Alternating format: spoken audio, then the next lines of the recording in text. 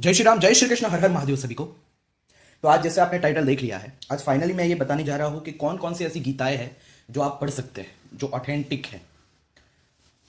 वैसे मैं ये वीडियो इसलिए बना रहा हूं क्योंकि जब से मैंने इस्कॉन की गीता को एक्सपोज किया है कि कैसे देखो अपने ऑर्गेनाइजेशंस ने शामिल करने के लिए ही इन लोगों ने इस तरह से ट्रांसलेशंस की है और कमेंट्रीज की है अपने बिजनेस ग्रोथ के लिए, जो एक जूइश षड्यंत्र के अधीन है। तो बहुत सारे लोग मुझे कमेंट्स में पूछते थे कि कौन सी ऐसी गीताएं हैं जो हम पढ़े, कौन सी ऑथेंटिक गीताएं हैं।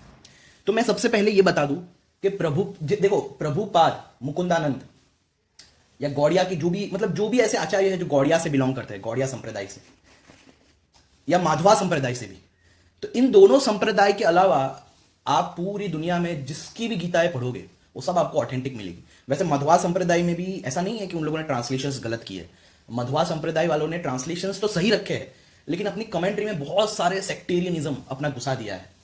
अपने जो सेक्टेरियन ग्रंथ है उनसे मोनोथिज्म और पता नहीं क्या क्या अब्राहमिक बिलीफ्स जो है वो रखने की कोशिश की है।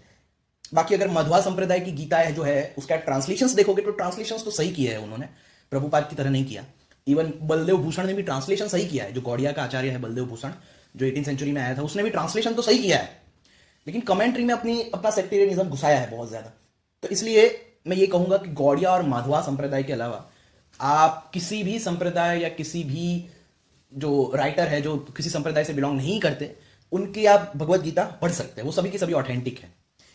मैंने खुद ने बहुत सारे जो ट्रांसलेशंस हैं वो देखे हैं और इसी के बलबूते पर मैं ये बता रहा हूँ। बहुत सारी बुक्स तो मेरे खुद के पास है हार्ड कॉपी में, उसके अलावा बहुत सारी गीता जो है वो मैंने पीडीएफ में पढ़ी है। तो अब मैं बताऊंगा कि कौन कौन सी ऐसी गीताएं हैं जो बहुत ज्यादा अच्छी है और कौन कौन सी ऐसी गीताएं हैं जो ऑथेंटिक है और कौन सी ऐसी कुछ कुछ गीता है जो इनऑथेंटिक है। जैसे कि मुकुंदानंदा, आप देखते हैं मुकुंदानंदा होली गीता, उसमें ज्यादा इतना ट्रांसलेशंस का वो नहीं है, मतलब इतने गलत नहीं किए, लेकिन बहुत सारी जगहों पर इन्होंने सेम प्रभुपाद के ही ट्रांसलेशंस को छाप दिया है। आखिर है तो गौड़िया के ही। और प्रभुपाद उसकी गीता तो भाई आप ये जितने भी संप्रदाय है, जो 4 संप्रदाय पे उछलता रहता है ना पूरा दिन, इन चारों संप्रदायों की जो ट्रांसलेशंस है वो प्रभुपाद से मिलाना, सिर्फ और सिर्फ आपको प्रभुपाद की गलत ट्रांसलेटेड मिलेगी। सच बता रहा हूं मैं। ये कितने जो लोग हैं जो 4 संप्रदाय पे उछल रहे हैं, इनको यही नहीं पता कि प्रभुपाद किसी संप्रदाय से बिलोंग ही नहीं करता।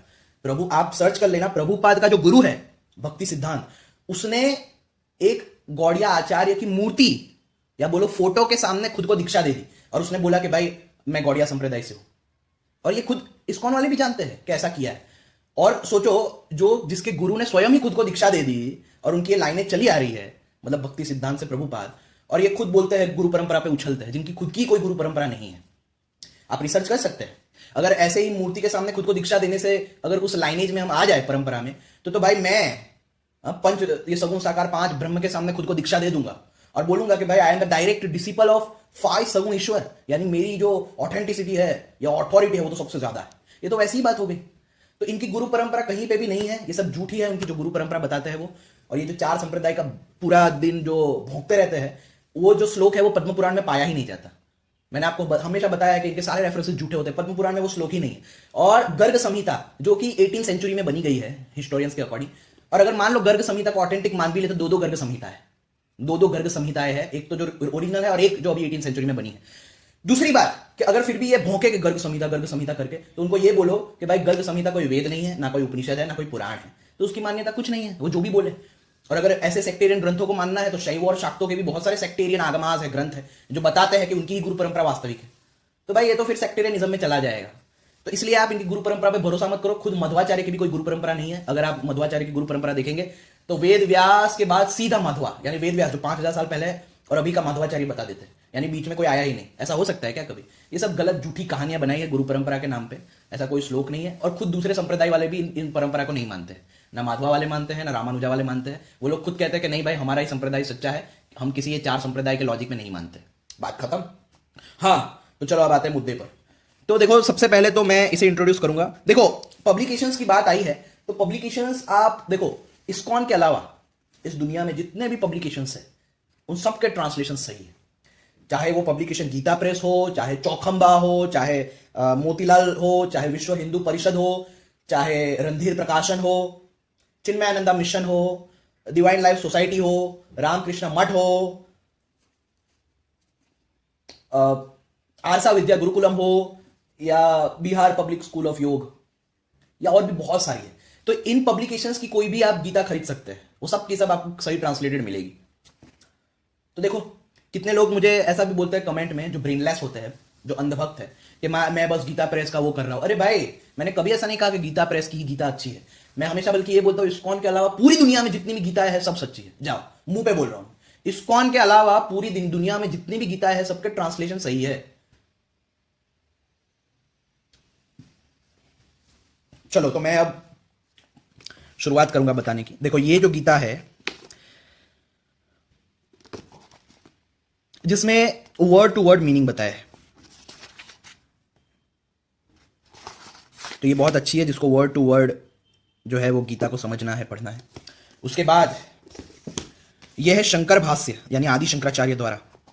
ये मैं कहूंगा सबसे बेस्ट कमेंट्री है, one of the best commentary,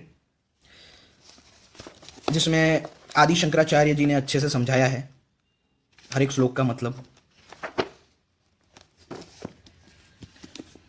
उसके बाद मैं कहूंगा रामानुजाचार्य जी का भाष्य भी आप पढ़ सकते हैं। उन्होंने ट्रांसलेशंस में कोई गड़बड़ी नहीं की। हालांकि कुछ कुछ जगह कमेंट्री में अपना सेक्टेरियनिज्म घुसाया है, बाकी ट्रांसलेशंस में इन्होंने कोई छेड़खानी नहीं की। बुद्धि योग को बुद्धि योग, ज्ञान योग को ज्ञान योग, और सबको अच्छे से ट्रांसलेट किया है और समझाया भी है। कुछ कुछ ऐसी जगह है जहां पे आपको लगेगा कि थोड़ा सेक्टेरियनिज्म है, लेकिन उतना नहीं है, उतना ज्यादा नहीं है। तो ये रामानुजाचार्य जी का जो भाष्य है वो भी आप पढ़ सकते हैं। अब देखो, ये लोग बहुत चार वैष्णव संप्रदाय उछलते हैं ना पूरा दिन, हाँ, प्रभुपाद को सपोर्ट करने के लिए। तो बस इनको इतना बोल दो कि हाँ ठीक है, मैं पढ़ूंगा भाई, चार वैष्णव संप्रदाय ऑथेंटिक है ना, कोई बात नहीं, तो मैं रामानुजाचार्य की पढ़ूंगा, मैं वल्लभाचार्य की पढ़ूंगा, मैं निम्बार्काचार्य की पढ़ूंगा, हो गया। लेकिन तुम्हारे प्रभुपाद की नहीं पढ़ूंगा, क्योंकि चार संप्रदाय ऑथेंटिक है ना, तो तुम्हारे प्रभुपाद की क्यों पढ़े हम? चार संप्रदाय में रामानुजा है एक, निम्बार्काचार्य है एक, वल्लभाचार्य है एक, तो उनकी पढ़ो, किसने मना किया है? लेकिन मध्वा और गौड़िया की मैं क्यों मना करता हूं पता है? क्योंकि ये लोग ने एक्चुअली में मध्वाचार्य से ही अब्राहमिज्म की शुरुआत हमारे इंडिया में हो गई थी। ऐसे कुछ कुछ शैव आचार्य भी हुए, जैसे वीर शैव के, जिन्होंने गीता में अपना पूरा सेक्टेरियनिज्म डाला है। तो इसलिए मैं कहूंगा कि ये जो सेक्टेरियन होते हैं ना, उनकी ट्रांसलेशंस तो रॉन्ग नहीं करते, उनकी कमेंट्रीज कभी नहीं पढ़ने चाहिए। क्योंकि वो लोग क्या करते हैं, चेरी पिकिंग करते हैं।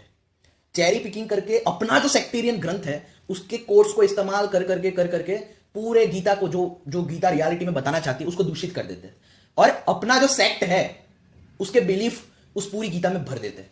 तो कभी भी सेक्टेरियन लोगों के ट्रांसलेशंस नहीं, कमेंट्रीज नहीं पढ़ने चाहिए। ट्रांसलेशंस तो देखो सबने सही किए हैं, एक हमारा प्रभुपाद ही ऐसा है और मुकुंदानंदा, जो इतने महान है कि भाई इन्होंने तो सभी आचार्यों को पीछे छोड़ दिया है। मतलब हम तो भाई कमेंट्री नहीं, हम तो ट्रांसलेशंस को बदल देंगे।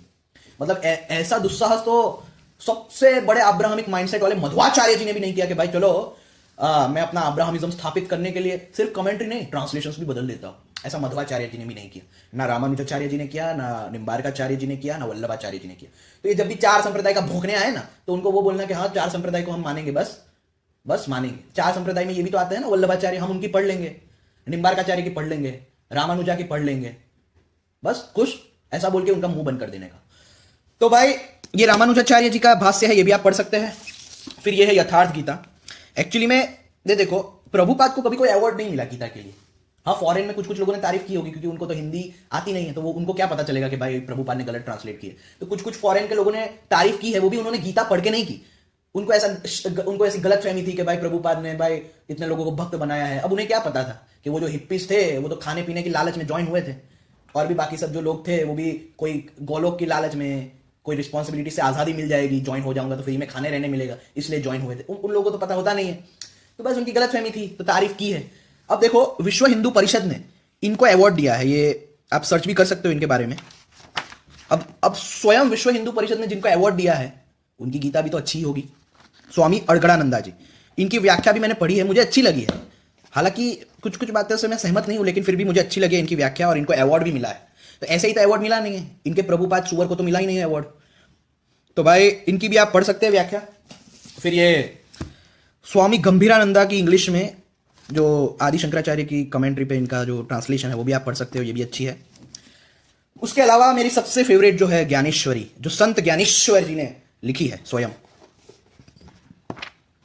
अगर मेरा खुद का पर्सनल ओपिनियन आपको चाहिए जानना, तो मेरा पर्सनल ओपिनियन ये है कि मैंने जितने भी कमेंट्रीज पढ़ी है, ट्रांसलेशंस पढ़े, उन सब में मुझे सबसे बेस्ट व्याख्या जो लगी है वो संत ध्यानेश्वर या संत ज्ञानेश्वर जी की लगी। मुझे ऐसा लगा है कि वास्तविकता में भगवत गीता को इन्हीं ने समझा है। अब मैं पूरे दिल से कह रहा हूं कि इन्हीं ने भगवत गीता को समझा है। इन्होंने जिस तरह से एकदम सरलता से भक्ति मार्ग, ज्ञान मार्ग, योग मार्ग और सब मार्गों को समझाया है, उन्हें कनेक्ट किया है, ऐसा अप्रतिम भाष्य किसी ने नहीं किया। तो अगर मेरा पर्सनल ओपिनियन किसी को जानना है कि मेरे अनुसार सबसे सर्वश्रेष्ठ टीका किसकी है, तो मैं कहूंगा संत ज्ञानेश्वर जी की है। अब उसके अलावा मैं आपको कुछ और भी नाम बता दूंगा, मैं पब्लिकेशंस भी बता दूंगा। पहले पब्लिकेशंस बता देता हूं। देखो, आप चिन्मयानंदा मिशन पब्लिकेशंस जो है उनकी किसी भी गीता ट्रांसलेशन को पढ़ सकते हैं, सब बढ़िया है। रामकृष्ण मिशन की गीता ट्रांसलेशंस, बहुत सारे रामकृष्ण मिशंस के वो स्वामियों ने ट्रांसलेशंस और कमेंट्री किए, उनकी आप पढ़ सकते हैं। फिर रमणा आश्रम की भी आप पढ़ सकते हैं। उसके अलावा डिवाइन लाइफ सोसाइटी की भी आप पढ़ सकते हैं। रणधीर प्रकाशन की भी आप पढ़ सकते हैं। मोतीलाल बनारसी की भी आप पढ़ सकते हैं। गीता प्रेस गोरखपुर पब्लिकेशंस की भी गीता आप पढ़ सकते हैं। उसके अलावा डिवाइन लाइफ सोसाइटी की भी पढ़ सकते हैं। फिर आरसा विद्या गुरुकुलम के भी बहुत सारे स्वामियों ने गीता पे कमेंट्री लिखी है, वो भी आप पढ़ सकते हैं। चिन्मयानंदा मिशन की जो चिन्मयानंदा स्वामी की कमेंट्री है ना, वो बहुत ही गजब है। क्यों? वो भी बहुत अच्छी है क्योंकि जिस तरह से उन्होंने समझाया है ना, वो बहुत अच्छा समझाया है उन्होंने। अब उसके अलावा बिहार पब्लिक स्कूल ऑफ योग की भी आप पढ़ सकते हैं। विश्व हिंदू परिषद की भी होती है अपने आप में बड़े बड़े आचार्यों की, वो भी आप पढ़ सकते हैं। तो देखो कितने सारी गीताएं हैं जो आप पढ़ सकते हैं। मुझे एक्चुअली ये रॉन्ग ट्रांसलेशंस वाले वीडियो में लोग पूछते हैं ना, तो मैं आश्चर्य में पड़ जाता हूँ कि मतलब इन लोगों को क्या लगता था कि भाई सिर्फ प्रभुपाद की गीता है पूरी दुनिया में। अरे इतनी सारी गीताएं हैं, वो पढ़ो। मतलब प्रभुपाद को एक्सपोज कर दिया तो उसमें तुमने ये कैसे पूछा कि भाई कौन सी गीता ऑथेंटिक? अरे इतनी सारी गीताएं हैं। देखो उसके अलावा आनंद गिरी, अब ये लिखना, ये नोट कर लेना कि कौन कौन सी गीता बहुत अच्छी है या ऑथेंटिक है जो हमें पढ़नी चाहिए। आनंद गिरी की जो कमेंट्री है वो भी आप पढ़ सकते हैं।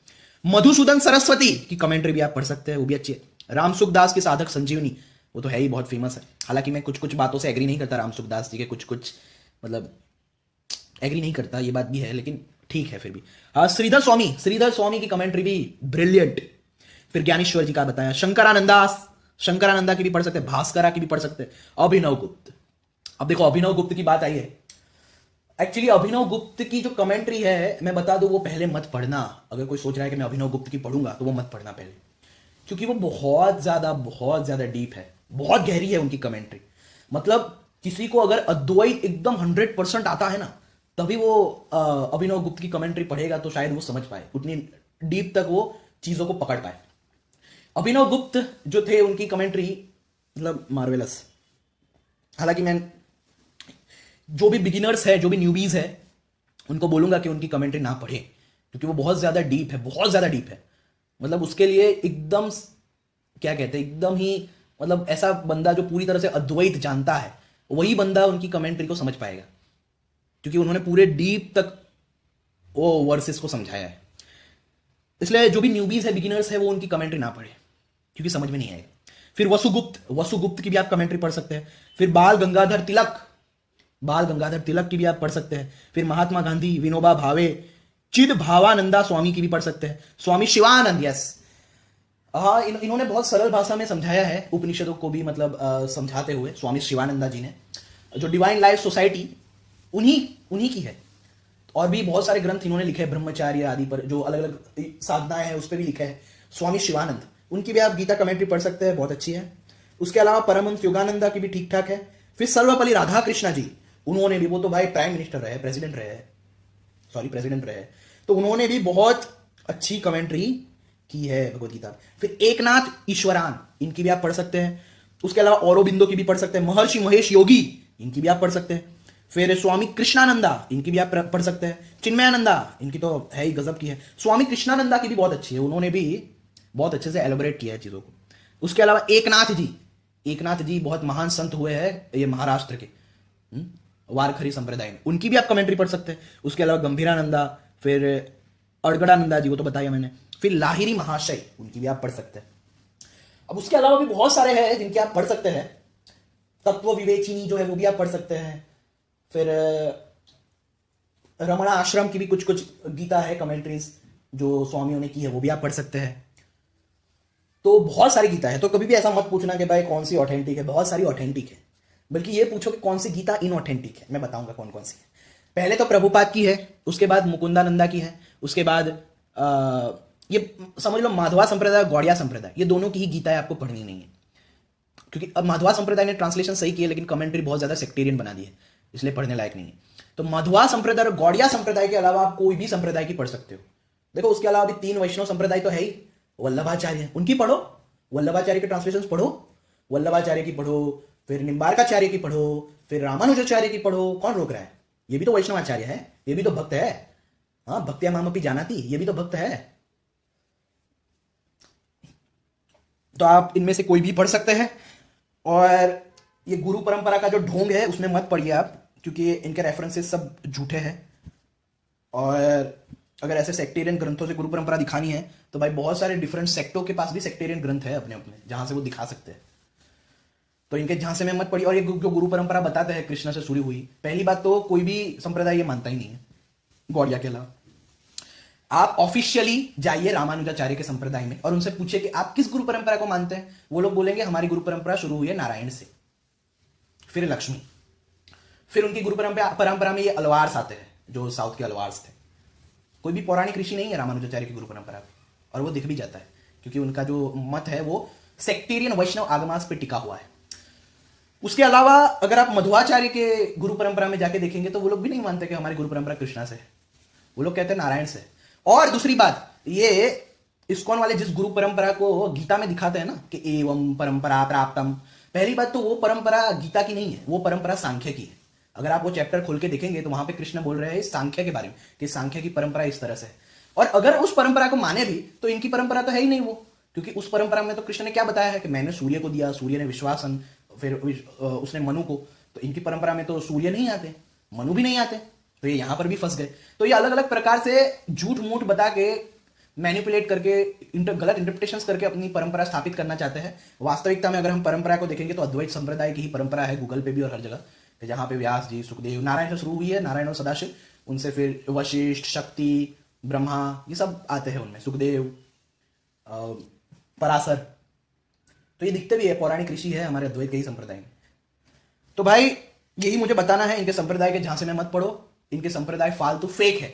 अगर इनके 4 संप्रदाय को मान भी ले तो भी प्रभुपाद संप्रदाय से बिलोंग नहीं करता। क्यों? क्योंकि मैंने बताया आपको कि रिसर्च कर लेना कि प्रभुपाद ने के गुरु था, उसने खुद ही अपने आप को दीक्षा दे दी, खुद ही दीक्षा दे दी। बोलो, मूर्ति के सामने, एक मूर्ति थी किसी पुराने आचार्य की, उस मूर्ति के सामने खुद ही खुद को दीक्षा दे दी और फिर बता दिया कि मैं तो गौड़िया संप्रदाय से, लाइनेज से बिलोंग करता हूं। और ये खुद इस्कॉन वाले भी मानते हैं, प्रभुपाद के फॉलोअर्स भी जानते हैं। सोचो आप कैसे ही खुद को परंपरा मतलब दीक्षा दी है प्रभुपाद के गुरु ने।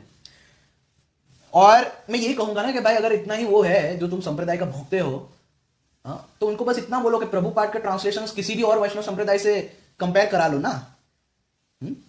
देखो जरा कि क्या रामानुजाचार्य, मध्वाचार्य, निम्बार्काचार्य, वल्लभाचार्य ने गलत ट्रांसलेशंस किए हैं? या उन्होंने बुद्धि योग का भक्ति योग कर दिया है, या कर्म योग का भक्ति योग कर दिया है हर जगह, या आत्मा की जगह परमात्मा लिख दिया है, या पूरे सर्वभूत भूतात्मा का मेरे प्रिय कर दिया है? आप खुद भी देख सकते हैं, चेक कर सकते हैं। प्रभुपाद के मैं खुद बता रहा हूं, ये वैष्णव संप्रदाय पे भोगते हैं ना, हाँ, मैं खुद बता रहा हूं कि जितने भी वैष्णव संप्रदाय है 4, उनके ट्रांसलेशन आप प्रभुपाद से कंपेयर करा लो, पोल खुल जाएगी।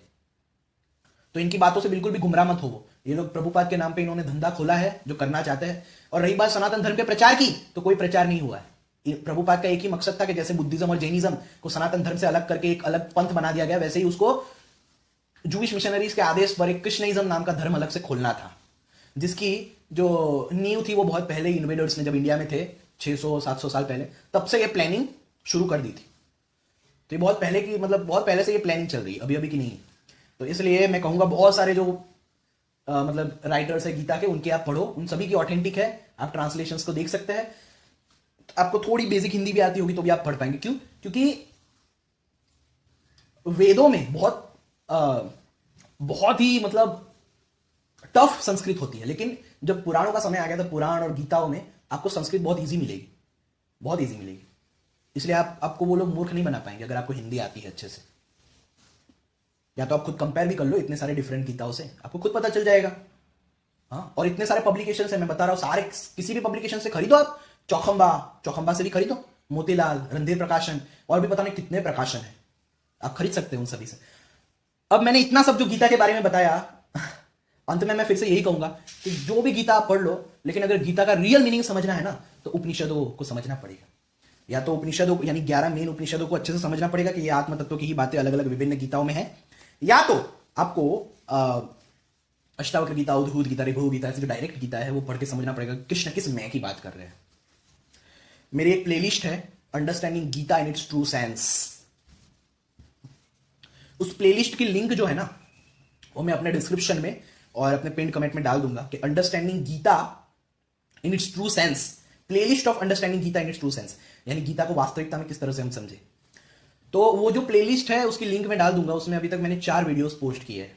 अगर आपने 4 में से 3 भी अच्छे से देख लिए ना तो आपको आइडिया आ जाएगा कि हाँ गीताओं को कैसे समझना है हमें, ये आइडिया आपको आ जाएगा, अच्छे से आ जाएगा। उसमें मैंने बहुत अच्छे से एक्सप्लेन किया है।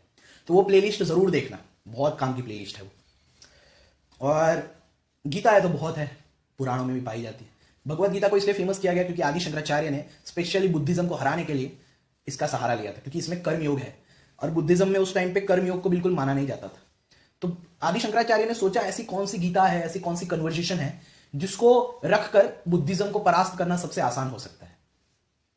तो इसीलिए इतने सारे पुराणों में जो अलग अलग गीता है, खुद महाभारत में अलग अलग गीता है, उनमें से उन्होंने सिर्फ और सिर्फ कृष्ण और अर्जुन का संवाद इसीलिए चुना क्योंकि इसमें अर्जुन की नपुंसकता जो है उसका विरोध कृष्ण ने किया और उसे बताया कि कर्मयोग के मार्ग पर चलो, वर्णाश्रम धर्म कर्मयोग को निभाओ। और आदि शंकराचार्य जी ने यही देखा कि भाई अगर ये कन्वर्सेशन को मैं फेमस करूंगा तो इसी से बौद्धों का खंडन होगा। बौद्ध लोग जो है वो मतलब इसी गीता के ही सहारे में बुद्धिज्म को हरा सकता हूं, क्योंकि बुद्धिज्म की मेन नींव ही ये थी कि भाई जन्म से ही वो लोग तो बस संन्यास ले लेते थे, सन्यासी हो जाते थे, कोई वर्णाश्रम धर्म नहीं निभाना, कोई कर्मयोग नहीं, कोई कुछ नहीं। तो एक ऐसी गीता को चुनना था कि भाई जिससे लोग जो है वो नपुंसकता को छोड़कर कर्मयोग के मार्ग पर चले। और ऐसी गीता तो भगवत गीता थी।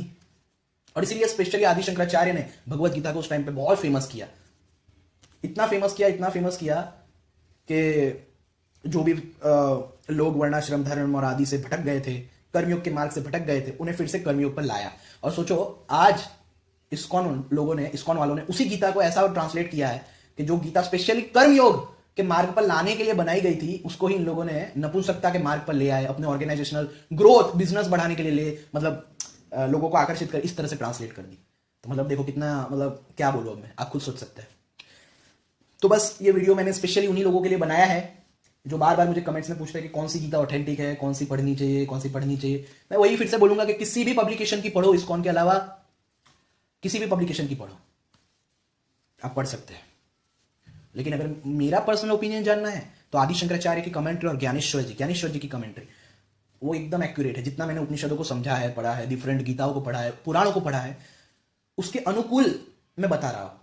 उन सबको नजर में रखते हुए मैं बता रहा हूं कि ज्ञानेश्वर जी और आदि शंकराचार्य की कमेंट्री सर्वश्रेष्ठ है, जो बिल्कुल मतलब पुराणों का जो संदेश है, उपनिषदों का जो संदेश है, ये डिफरेंट गीताओं का जो संदेश है उसके अनुकूल है।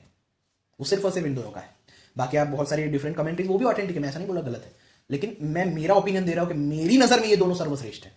उसके अलावा आप श्रीधर स्वामी की भी पढ़ सकते हैं, मधुसूदन सरस्वती की भी पढ़ सकते हैं, अभिनव गुप्त, वसु गुप्त, बाल गंगाधर तिलक, विनोबा भावे, सर्वपल्ली राधा कृष्ण, स्वामी शिवानंद, इन सब की बेस्ट है। स्वामी कृष्णानंद, स्वामी चिन्मयानंदा, फिर एकनाथ जी, वो भी बहुत महान संत हुए हैं, गंभीरानंद, अड़गड़ानंद, लहारी महाशय, बहुत है। किसी की भी आप पढ़ो लेकिन गुमराह मत हो। वो ये बहुत बड़ी अब्राहमिक साजिश है जिससे आप बचो और गीता को वास्तविकता में समझो, उपनिषदों को समझो, दर्शनों को पढ़ो और अपने सनातन धर्म की ओर वापस लौटो, जो वास्तविक सनातन धर्म है। तो बस इतना ही मुझे बताना है। जय श्री राम, जय श्री कृष्ण, हर हर महादेव। हाँ, वो प्लेलिस्ट देखना मत भूलना, understanding Gita in its true sense.